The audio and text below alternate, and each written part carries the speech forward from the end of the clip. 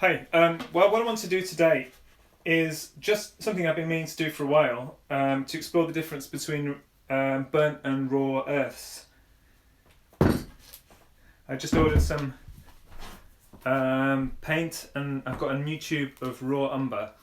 I've been using burnt umber a little bit in some limited palettes, and I thought I'd just try a quick live video to see how these two colours work together using nothing else but white, raw umber, burnt umber. Seeing how much difference, chromatic difference, you can get out of those two quite similar pigments. I mean, it's the same thing basically, but one is cooked, one is not cooked. So it's like clay, I suppose, unfired versus fired clay. And you find that through all of the different earth pigments. Burnt sienna is quite red, and comparatively raw sienna is a little bit more kind of yellow-green, olivey coloured, so warmer and cooler. Likewise with umber, there's a temperature difference here. If there's not exactly a colour difference, there's a warm burnt umber and a relatively cool raw umber. On the palette, they don't look all that different. They're both quite dark. But once I start adding white to that, I'm expecting to see a little bit of chromatic difference opening up. And also interested to see how, at different kind of brightness levels, different amounts of white added in, it's going to change the perceived temperature and the perceived temperature difference between them. I've never tried this before, so I think it could be interesting. So just keeping this quite pure, just seeing what kind of temperature difference opens up between the two pigments when you add a bit of white to them. Because it can be surprising. You don't always know in advance. And raw umber, as I say, is cooler than burnt umber, but burnt umber, though it's quite a warm, rich brown colour when it's pure, you start adding white into it, you find it cools down very rapidly. So anyway, there's the raw, there's the burnt. You can see straight away that the raw umber is actually pushing towards a kind of a greeny grey at that brightness. Da, da, da, da, da. And these pigments can be a bit variable, so I'm sticking with the same brand for both, because I know that within that brand there'll be nice spacing out of different earth tones. Alright, there we go. Top row then, more grey, that's raw umber, plus Michael Harding, once again, titanium white number 1. And the bottom row is 3 grades. It's like a little string of burnt umber, lightest, middle and darkest. For that I'll begin my painting. Doing this in front of a mirror. And just first of all, looking for the darkest and lightest with a heavy squint. All dark over on the left, all light over on the right. Mental note.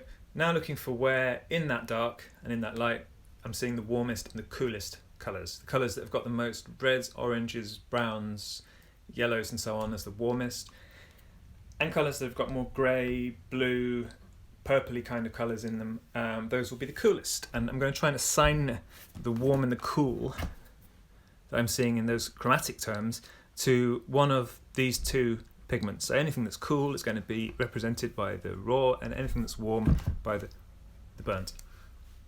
First thing I notice is that the left side of my face as I look is actually all in shadow, but it's a warm kind of a shadow. Very kind of orangey, really. Part of the reason for that is the local colour of my face.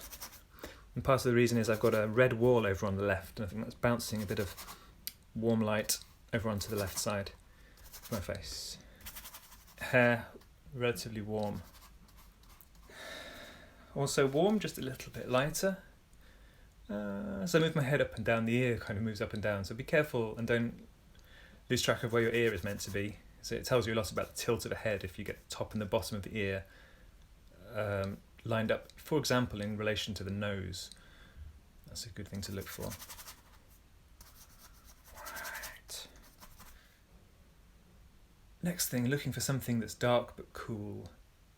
Background is a black wall. And over on this side it's just a shade lighter than the darkest value, but it's cool, and therefore I'm going to use a kind of almost pure colour, pure mixture of white and raw. Just a tiny bit darker than his ear, my ear. And then coming around this side, I notice the hair is getting warmer. At the moment, all of these are one or the other. They're quite binary choices I'm making between a burnt or a raw umber, and how much white is just a consequence of how light or dark it looks when I squint. But as I move on, I'm going to try and push these together and make some mixtures. Okay, on this side, that is still cool, but a little bit warmer and darker. Maybe I'll just put a touch of warm down here.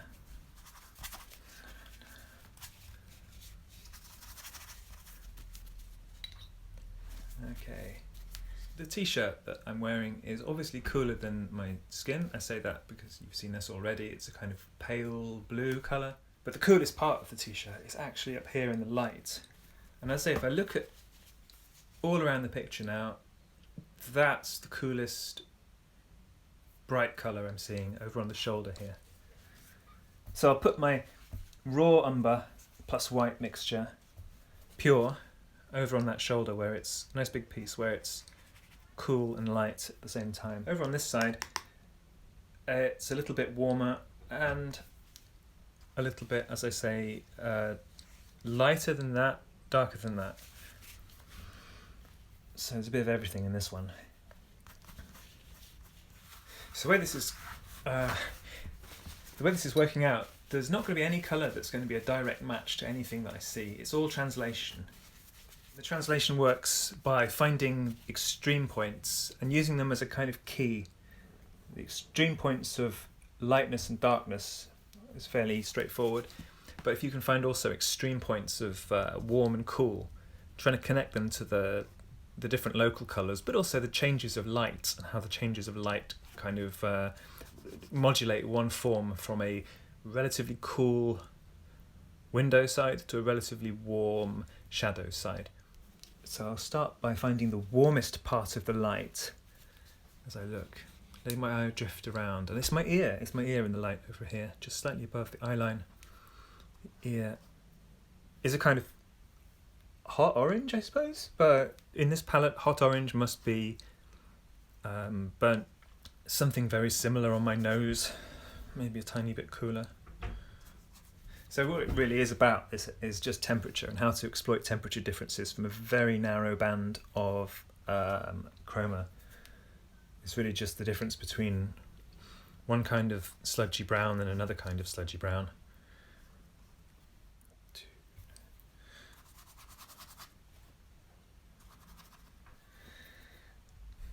Warm on top, here. In the eye there's a shadow, and I'm going to squint or narrow my eyes if possible without changing the shape of the eye too much to find out how dark it should be. I think it's actually as dark as the background in here. But then is it warm or is it cool? So the eye shadow, yeah, warm and dark like that. Where's his mouth? About here somewhere. Just to mark out where it is here, and then the chin would be around here. Like that. Corner of the mouth, there's a little shadow. Staying cool here.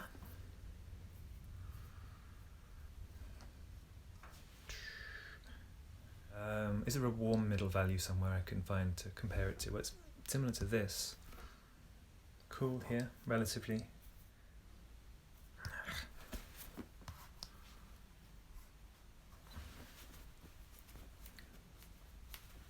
And hair here, also the same. Alright, so I've got most of the lights mapped in now. This is a different kind of light from that. That's the full range that's available of colour difference if you just have these two browns plus white. There's a raw earth next to a burnt earth. Okay, they're all reference points basically. I want to have them all established on the painting as fairly positive blobs so that the next stage goes a little bit more smoothly, which is where I'm going to just use them to navigate my way through this central zone. Here it's cool, here it's warm, here it's actually warmest of all. Okay, so there's the warmest I can mix, really not very warm at all. That's dark. And now moving to this one, it gets a little bit cooler. There we go. This seems to me relatively warm as it turns into light over on the top of my head before it goes into the kind of coolest part over on the corner there, which I think I've made a little bit too dark, by the way. I've probably got a bit more space to differentiate values if I make that, a tiny bit lighter. Okay, so halfway between this and this, there's a colour which is a little bit warmer than either of them. I think it's... There we go. I also find when I'm painting a self-portrait, it's really... I keep moving my head. Like if I'm painting this part, it's like when you're at the barber. If they're trying to cut round one side, I always try to help by moving my head round, but you've got to really not do that. So that's also warm but relatively dark. Underneath my eye here, it's a bit cooler than it is on the cheek. Nose, as I say, was a light, warm one, and I could probably push it a bit further now that I've pushed that value range open a bit more on the forehead. It's kind of the brightest thing in the whole picture, in fact. Right in the centre of his nose, there's a thing like that. Just only thing lighter is the t-shirt. Yes, cool.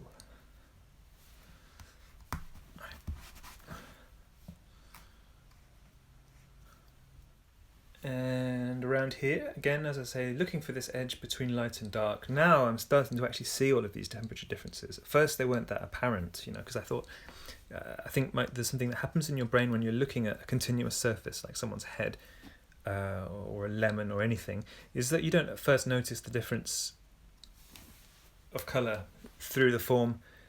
There's probably a word for that, but you tend to see an averaged out version of the colour.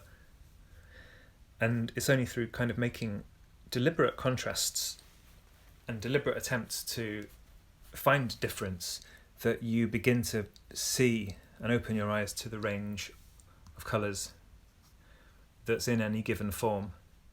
All right, lower lip, very warm and almost dark, middling dark.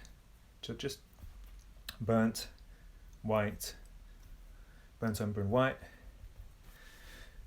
Not going darker than the rest of the face, but keeping it warm relative to the colour underneath it. And then it turns into light. Does it go warm or cool? It doesn't go as bright as the nose, but it stays on the warm side because it's a warm local colour, I guess, the lip. It might be a touch cooler than the lip in light, but in shadow, but it's not going as cool as this or this, which are my reference points for the coolest lights and the places where I've just used raw umber. It's actually shown me that my lip was in slightly the wrong place. There we go. Alright, down here, is that warm or cool? The side of the neck. I think it's actually halfway, so I won't make a big deal out of its temperature. I'll just use a little bit of each and pull that down just so in the right place, just to make a side to the neck. Maybe warms up as you reach the t-shirt, so that you show the difference between the warmth of the skin and the coolness of the t-shirt. Alright. I mean, a lot more that I might do to this would be fiddling, I guess, and I could make it a better painting. I might do that or I might not, but I'm going to stop when I feel like I've really developed this range of colours and fulfilled the aim of the exercise. Going to the lip. Like a lot of people, I just get a bit carried away with the painting,